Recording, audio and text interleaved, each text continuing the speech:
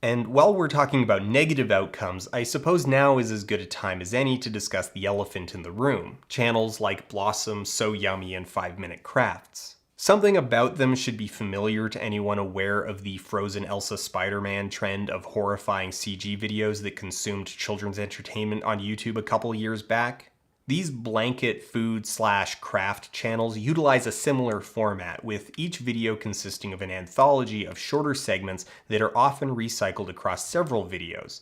Individual segments are churned out by what is effectively a warehouse of video teams. So, for example, this Blossom video, 12 Creative Ways to Use Coca-Cola Life Hacks by Blossom, only has around 5 minutes of cola-related hacks, followed by 9 minutes of hacks recycled from other videos to pad out the runtime. Though the cola hacks, at least 3 are just use cola as a marinade, and they use cola to get gum out of hair twice, and you just put laundry detergent into Coke and filled a nail hole with soap? What are you? That's not a hack. You didn't... I'm sorry, I got sucked in there. As per our model, these channels rely heavily on the spectacle of their recipes, though rather than attempting to create something comically elaborate, they aim for spectacularly simple executions, making complex, time-consuming, or tricky recipes almost unbelievably simple, and they do that by just outright lying.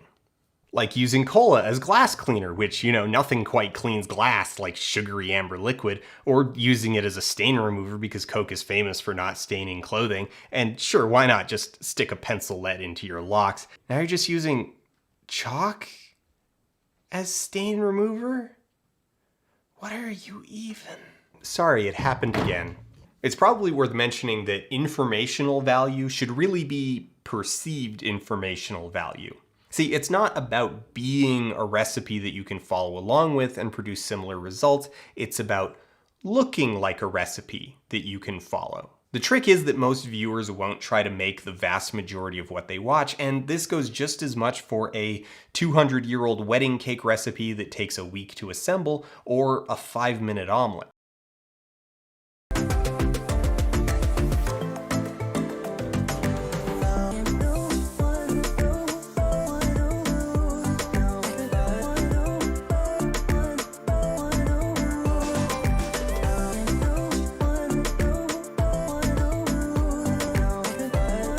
They tip a brownie mix into a paper bag and then sprinkle on some nuts, fold over the top, and microwave for 10 minutes to make lovely looking brownies.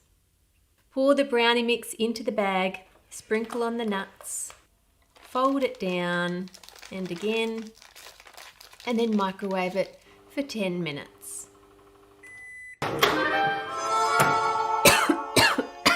That is smoke, not steam. Just give me a second. Oh, that smells so bad. My whole kitchen stinks.